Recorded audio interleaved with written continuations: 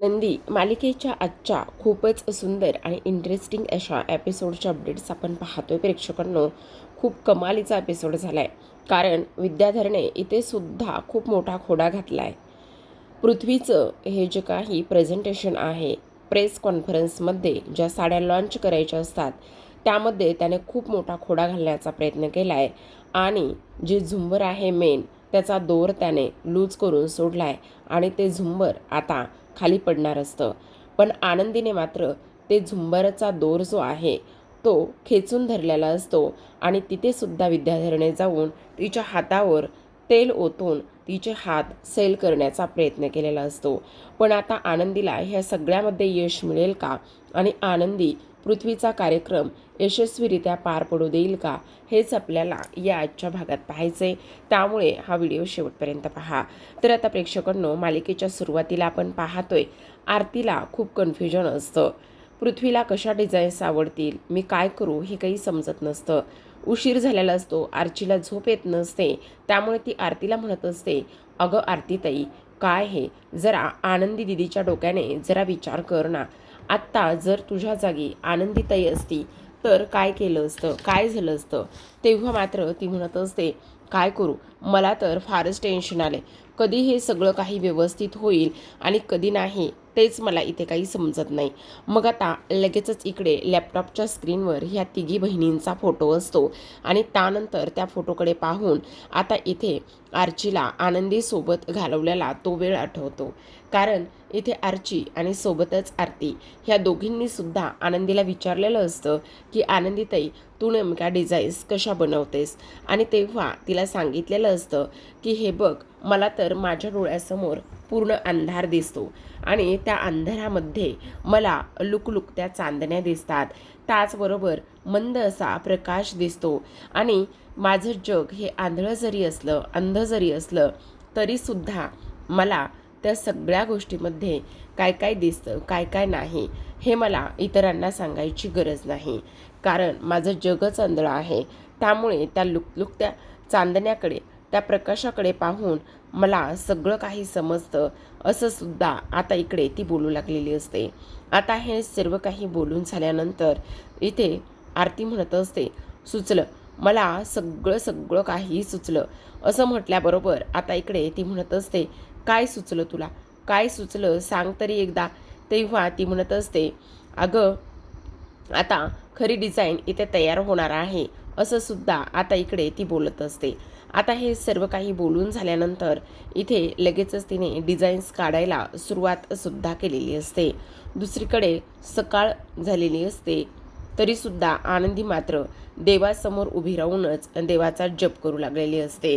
आणि तेवढ्यातच तिथे आता हा विद्याधर येतो आणि विद्याधर आल्याबरोबर इथे आनंदीला म्हणत असतो, काय काय चाललंय काय हे सगळं, अजूनसुद्धा तू इथेच आहेस का, अजूनसुद्धा तू हेच करत आहेस का, असं इकडे तो बोलत असतो. अगं तिकडे तिकडे तुझ्या नवऱ्याला जेल होणार आहे आणि तिकडे तुझ्या नवऱ्याला जेल होणार असून सुद्धा इकडे तू देवासमोर अजून जपमाळच करतेस का. अगं ह्याने काही फरक पडणार नाही. तुझ्या नवऱ्याला जे काही व्हायचं आहे ना, ते सगळं तसंच होणार आहे. त्यात काडी मात्र सुद्धा बदल होणार नाही, असं इकडे आता तो बोलू लागलेला असतो. आणि तुला सांगू का, नवऱ्याच्या कितीही कशाहीसाठी जरी तू काही जरी करत राहिलीस ना, तर त्याने मात्र काही फरक पडणार नाही, असं सुद्धा आता इकडे तो तिला सांगत असतो. दुसरीकडे आपण पाहतो की आता आरतीसुद्धा ही फॅक्टरीमध्ये गेलेली असते आणि जेव्हा फॅक्टरीमध्ये जाते त्यावेळेला मात्र इथे डिझाईन्स ती पृथ्वीला दाखवत असते. आणि डिझाईन्स पृथ्वीला दाखवल्यानंतर लगेचच इकडे जो पृथ्वी आहे तो म्हणत असतो, वाव, खरंच काही कमाल डिझाईन्स तू काढलेला आहेस. ह्या डिझाईन्समुळे तर मला फार जास्त आनंद झाला आहे आणि अगदी मला पाहिजे त्या पद्धतीच्या ह्या डिझाईन्स आहेत. त्यामुळे आता यामध्ये काहीही वेगळं असं होणार नाही, असं इकडे तो बोलत असतो. आणि थँक्यू सो मच. आज हे सगळं काही खरंच खूप तू कमाल केलंयस. कसं सुचलं तुला हे. तेव्हा ती म्हणत असते, हे सगळं आनंदीमुळे शक्य झालं आहे. आणि अच्छा, तरीच म्हटलं तुला कुठे हे सगळं काही जमणार आहे. आनंदीमुळे काढल्यास तू ह्या डिझाईन, मला वाटलंच होतं. तेव्हा ती म्हणत असते, अरे जरी आनंदीची आयडिया असली तरीसुद्धा ते इथे उतरवलंय मी, काढलंय मी, आणि तू काय उगाचच हे सगळं काही बोलतोयस. तेव्हा इकडे आता तो म्हणत असतो, बरं ठीक आहे. असं म्हणून आता लगेचच लॅपटॉपवर ज्या काही डिझाईन्स आहेत त्या डिझाईन्स तो व्यवस्थित चेक करायला घेत असतो. त्या सर्व डिझाईन्स चेक करून त्याला मात्र आता इकडे ते सगळं काही मितालीला पाठवायचं असतं. आता बोलत बोलतच हा पृथ्वी इथे युगंधरच्या खुर्चीवर बसतो आणि युगंधरच्या खुर्चीवर बसून आरती त्या डिझाईन्स इथे पाहत असते. तेवढ्यातच युगंधर आणि शिर्के येतो. मग आता खुर्चीवर बसलेलं पाहून इथे शिर्के हळूच म्हणत असतात, मालक साहेब जरा धीरानं घ्या. तो बसलाय खुर्चीवर, पण प्लीज तुम्ही जरा धीराने घ्या, असं सुद्धा शिर्के सांगू लागतात. तेव्हा मात्र इथे आता लगेचच युगंधर तिथे आलेला नसतो आणि इथे पृथ्वी ताबडतोब उठून उभा राहतो आणि त्यानंतर स्वारी म्हणत असतो. स्वारी, ते बोलण्याच्या गडबडीमध्ये मला काही जास्त फार समजलंच नाही, असं सुद्धा तो आता इकडे बोलू लागतो. आता हे सगळं काही बोलल्यानंतर असू दे म्हणून ती लोक सोडून देतात आणि त्यानंतर मात्र इथे आता दुसऱ्या बाजूला लगेचच इकडे युगंधर त्याच्या खुर्चीवर जाऊन बसलेला असतो आणि युगंधर त्याच्या खुर्चीवर जाऊन बसल्यानंतर आपण पाहतो की आता लगेचच इथे पृथ्वी हा त्या डिझाईन्स ज्या आहेत त्या डिझाईन्स इथे युगंधरला दाखवण्याचं काम करत असतो. जेव्हा युगंधर त्या सर्व डिझाईन्स पाहतो त्यावेळेला युगंधरला सुद्धा प्रचंड आनंद झालेला असतो त्या डिझाईन्स वगैरे हे सगळं काही पाहिल्यानंतर. आता मात्र इकडे काही जरी झालं ना तरीसुद्धा इथे युगंधर म्हणत असतो, वा, खूप कमालीच्या डिझाईन्स तू काढलेल्या आहेस.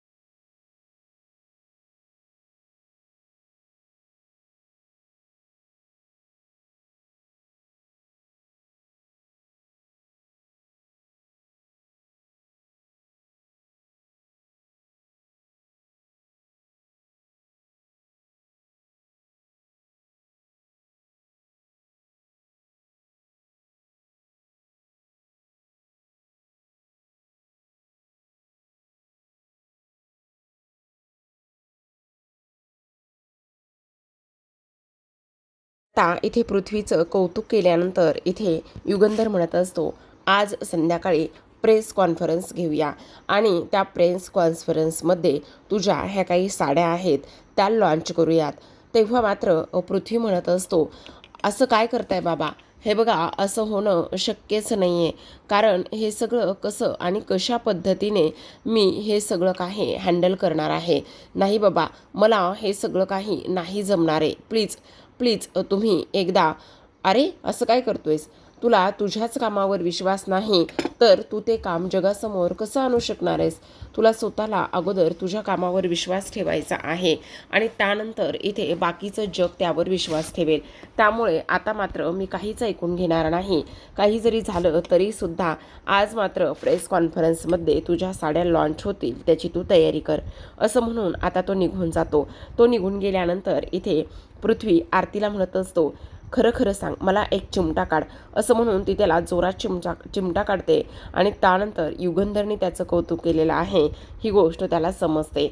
त्याच आनंदाच्या भरामध्ये इथे आता तो आरतीला घट्ट मिठी मारत असतो.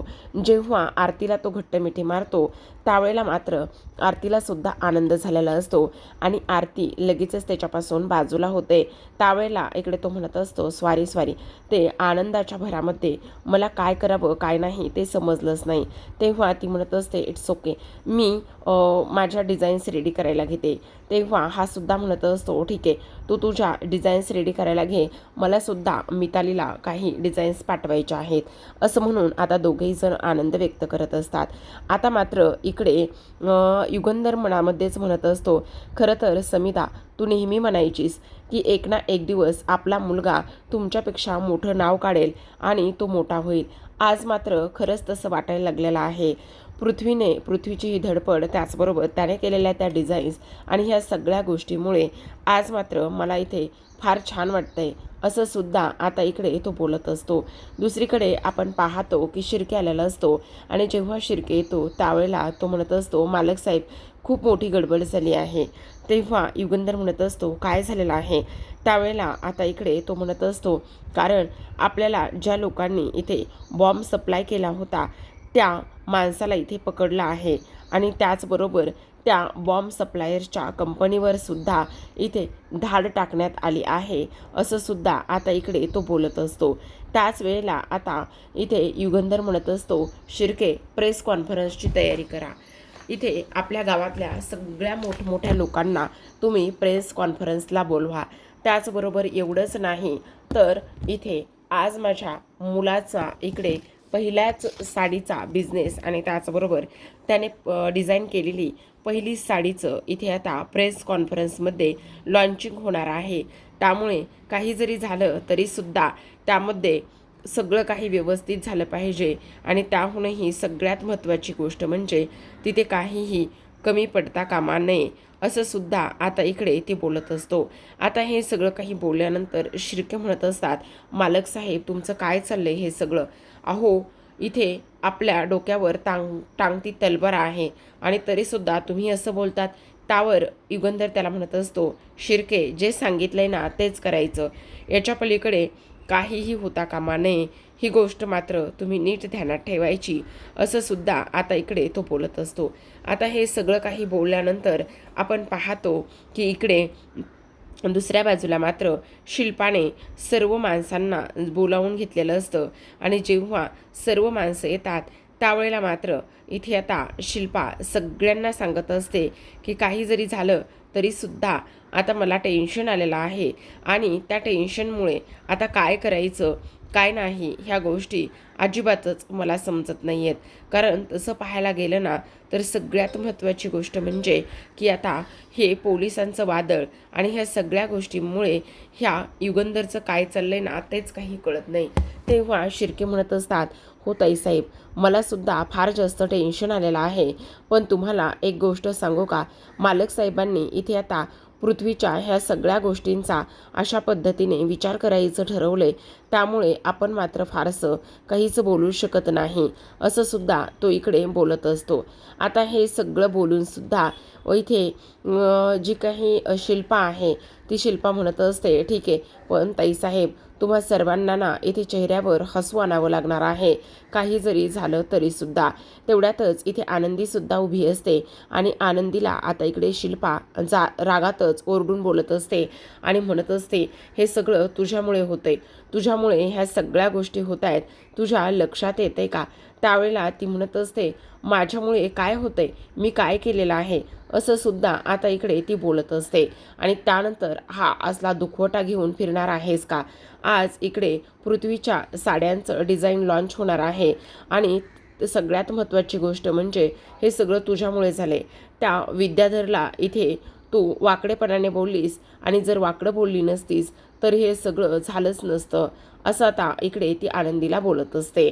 दुसरीकडे आपण पाहतो त्या जो काही बॉम्बची कंपनी होते तिथे पुरवण्यात आलेला जो काही माल आहे तो माल इथे आता पकडला गेलेला असतो आणि तिथला एक माणूससुद्धा पकडला गेलेला असतो आणि जेव्हा तो माणूस पकडला जातो त्यावेळेला मात्र इथे आता तो म्हणत असतो, हे बघा, एक खूप मोठा कडक असा माणूस आलेला होता आणि खूप कडक माणूस आल्यानंतर तुम्हाला एक गोष्ट सांगू का, ह्या सगळ्या गोष्टीमध्ये माझी काही चूक नाही आहे.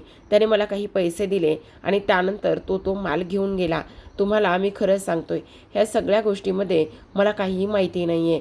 त्यावर पोलीस म्हणत असतात, गपगुमानं जे काही आहे ते बोलायचं आणि जर इथे काय आहे खरं सत्य ते जर सांगितलं नाहीस तर गाठ मात्र माझ्याशी आहे, हे सुद्धा ध्यानात ठेवायचं. समजलं का, असं सुद्धा आता इकडे पोलीस बोलू लागतात. त्यावर तो माणूस म्हणत असतो, मी तुम्हाला खरं सांगतोय, ह्या सगळ्या गोष्टीमध्ये मला मात्र काहीच माहिती नाही आहे. मी तुम्हाला खरंच सांगतोय. आणि त्याचबरोबर इथे आता पोलीस म्हणत असतात की जर खरं सांगितलं नाहीस तर मग तुझं काय करेल इथे समजणार सुद्धा नाही, असं सुद्धा आता इकडे ते बोलू लागतात. त्याच वेळेला तो म्हणत असतो, मी तुम्हाला खरं सांगतोय, त्या बॉम्ब ब्लास्टशी माझा काहीच एक संबंध नाही, असं सुद्धा आता इकडे तो माणूस स्पष्टपणे सांगू लागलेला असतो. आता हे सर्व काही होत असताना दुसरीकडे आपण पाहतो, इकडे माईला सुद्धा थोडंसं टेन्शन आलेलं असतं की आता मात्र इकडे काय होईल आणि काय नाही. तेव्हा शिल्पा म्हणत असते, असं कोणीही तोंड वगैरे पाडून बसणार नाही, कारण काही जरी झालं ना तरीसुद्धा इथे तुम्ही शांत बसणार आहात. आणि त्याचबरोबर इथे पृथ्वीच्या समोर अशा पद्धतीने तुम्ही हे सगळं काही इथे नाही करू शकत आहे, असं सुद्धा आता इकडे ती बोलत असते. हे सर्व काही बोलल्यानंतर आता मात्र इकडे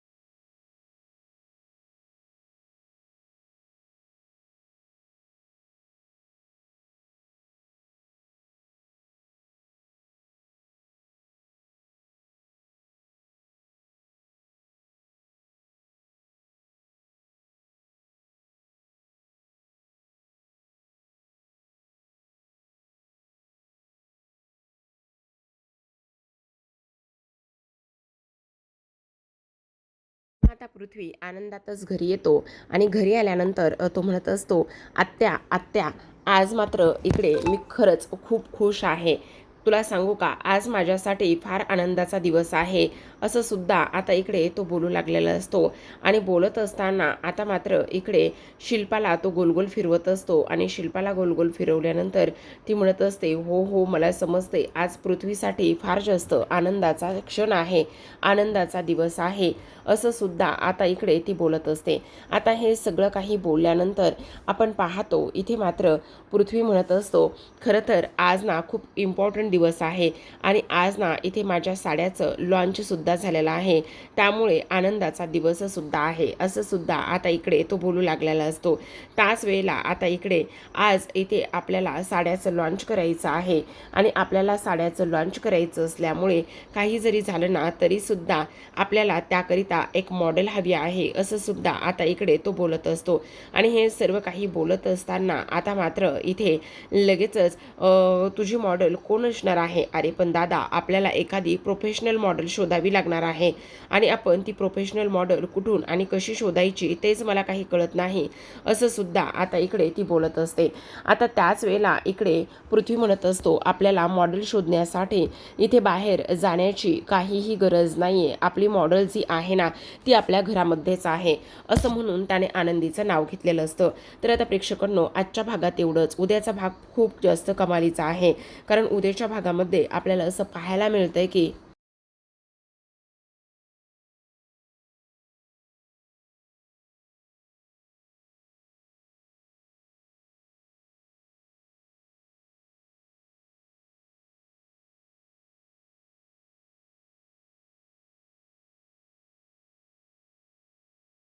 प्रेक्षकांनो इथे पूर्ण प्रेसवाले आलेले असतात. पूर्ण मीडियावाले आलेले असतात. खूप सुंदर असं डेकोरेट केलेलं असतं. इथे शिल्पाला सुद्धा काही साड्या दिलेल्या असतात आणि आनंदीला सुद्धा काही मेन साड्या दिलेल्या असतात आणि आनंदी सुद्धा स्टेजवरती येणार असते. पण जेव्हा आनंदी नेमकी स्टेजवर यायला लागते तेव्हा झुंबर गळण्याचा तिला करकर असा आवाज येत असतो आणि तेवढ्यातच आरती तिथे येते. आता आनंदी म्हणत असते, हा तर इथे झुंबर खाली गळण्याचा पडण्याचा आवाज आहे. नक्कीच ह्या कामामध्ये कोणीतरी अडथळा आणण्याचा प्रयत्न करतंय असा आनंदी विचार करत असते. आणि त्यानंतर आनंदी आरतीला म्हणत असते, आरतीताई, हे मला वाटतंय की पृथ्वीच्या कोणीतरी कामामध्ये अडथळा आणण्याचा हा प्रयत्न करतंय. तू एक काम कर, कोणीतरी मेकॅनिकल बघ, तोपर्यंत मी हा झुंबर खाली गळू देत नाही. तेव्हा आरती म्हणत असते, अगं पण आनंदी, तुला स्टेजवर जायचं आहे ना. मग आता इथे ती म्हणत असते, जरी मला स्टेजवर जायचं असलं ना तरी सुद्धा आत्ता या क्षणाला इथे मी तो झुंबर पडू न देणं आणि झुंबर थांबवणं हे फार जास्त गरजेचं आहे. तुझ्या लक्षात येतंय का? मग आता तेवढ्यातच इथे आरती बाहेर निघून जाते कोणाला तरी एखाद्या मेकॅनिकलला बोलवायला आणि त्यानंतर आनंदी मात्र आतमध्ये जाते आणि आनंदी आतमध्ये गेल्यानंतर लगेचच आता इकडे तो झुंबरचा जो काही दोर आहे तो दोर हाताने खेचून घेण्याचा प्रयत्न करत असते. इकडे मात्र आता एक एक करून सगळ्या मॉडेल यायला सुरुवात झालेली असते आणि त्याचबरोबर इथे सुरुवातीला शिल्पा येते, त्यानंतर तिच्याबरोबर धनश्री आलेली असते आणि इकडे मात्र आनंदी आता इकडे तो दोर पकडत असते. तेवढ्यातच विद्याधर तिथे येतो आणि म्हणत असतो, काय आनंदी, अगं ए, लेकाच्या इथे ह्या प्रेस कॉन्फरन्समध्ये अडथळे येऊ नयेस म्हणून तू स्वतः झुंबरचा दोर धरला आहेस का? स्वतः झुंबरचा दोर धरून आता इकडे ही प्रेस कॉन्फरन्स आणि हे जे काही सुरू आहे ते व्यवस्थित होऊ देणार आहेस का? मला सुद्धा बघायचं आहे की तू कसं हे सगळं काही व्यवस्थित होऊन देतेस. आणि तेव्हा मात्र इथे आता लगेचच तो आनंदीच्या हातावर त्या दोरावर इथे तेल टाकत असतो. तिच्या पायावर सुद्धा तो भरपूर असं तेल टाकत असतो. त्यामुळे आता इकडे आनंदीच्या हातातून रक्त येऊ लागलेलं असतं आणि आनंदीच्या हातातून रक्त येत असताना मात्र आता इकडे आनंदीने तो दोर तसाच पकडून ठेवलेला असतो. पण आनंदीला मात्र आता इकडे त्रास होऊ लागलेला असतो. एवढं सगळं काही ते तेलकट झालेलं असतं की काही विचारूच नका. आणि तेलकट झाल्यामुळे आता आनंदीला समजत नाही की नेमकं काय करावं. पूर्ण हातातून रक्त येऊ लागलेलं असतं आणि शेवटी तिला असह्य होतं. मग आता आनंदीच्या हातातून दोर सुटलेला असतो, पण आता हा दोरचा आवाज सुद्धा आनंदीच्या कानावर येऊन पडलेला असतो. आता हा दोर सुटल्यानंतर नेमका पृथ्वीच्या अंगावर पडेल का किंवा त्या प्रेस कॉन्फरन्समध्ये आणखी काही हानी इजा होईल का हे पाहणं फार इंटरेस्टिंग आहे.